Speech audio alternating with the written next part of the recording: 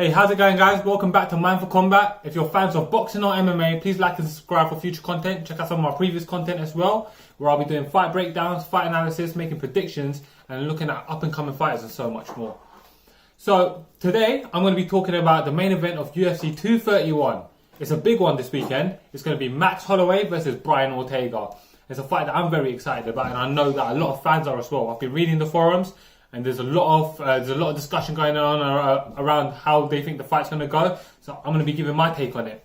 And for what it's worth, I'm currently 6-0 with my predictions. Check out my content for evidence.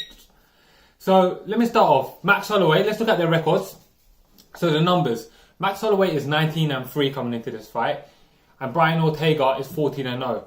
Whilst there's only 8 fights difference between the both, I would say Max Holloway is vastly more experienced than Brian Ortega in that, and that experience lies in the caliber of opponents. So now, if we're looking at Max Holloway's career, especially the most recent 11 fight win streak that he's currently on, we're looking at 2 wins over Jose Aldo. We're looking at a beatdown of Anthony Pettis. We're looking at a decisive victory of Ricardo Lamas, Jeremy Stevens, Charles Oliveira, Cub Swanson. He has been dominant, incredibly dominant. Brian Ortega, on the other hand, he's just coming off a big win over Frankie Edgar. Now, it has to be said, of course, that he stepped in on short notice, and being the first person to knock out Frankie Edgar in that fashion, it's incredible, it's impressive.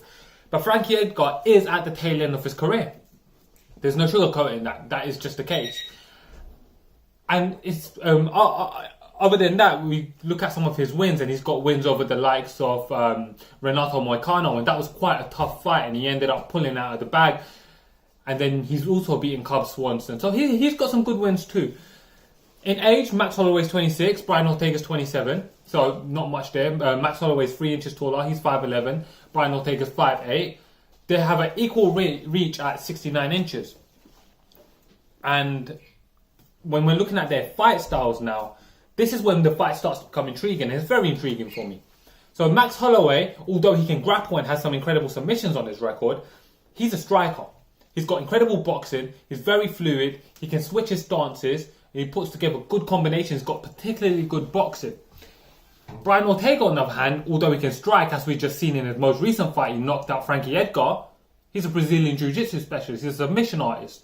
He's got great, devastating Jiu-Jitsu, particularly when it comes to his triangle chokes and his guillotine chokes. He's incredible. Look at how he choked out Diego Brandao. Look at how he choked out Cub Swanson. Look at how he choked out Renato Moicano. It's incredible. He's a prolific finisher when it gets to there. There's some stuff to consider coming into this fight. Now, I think one of the X factors that's making a lot of people go with Brian Ortega, other than the hype surrounding Ortega, of course, and for good reason, it's validated, is the year that Max Holloway's had. He's pulled out of 3 different fights because of injuries.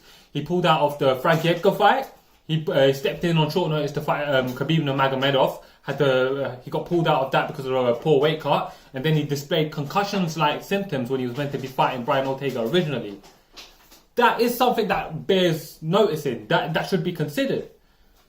But it must be said, Max Holloway is 26 years old. He's a supreme athlete at the peak of his career. At 26, a man will normally enter their physical prime at 27. I believe, with the time that he's had to recuperate, being Max Holloway, I'm going to operate under the assumption that we're going to be seeing the best Max Holloway still. Now, how do I think the fight's going to go? I see that Brian Ortega, he has been a slow starter previously. I think Max Holloway's going to get in, and on the feet, Max Holloway's going to have a decisive advantage over him. And I know a lot of people may not think that, but in my opinion, it's going to become evident pretty clearly who the better striker is. I feel like he's going to land shots, he's going to make it count, and he may not necessarily rock him early, but it's the accumulated punches that he's going to be getting early into the fight, I think it is going to make a difference. Now, Brian Ortega, for what it's worth, I think he will hold his own on his feet in some of the exchanges, but he's going to be really, if he wants to win, he's got to take this down. And I don't feel like he has the tools necessary to take down Max Holloway. Max Holloway's got great takedown defense. He's got impeccable timing.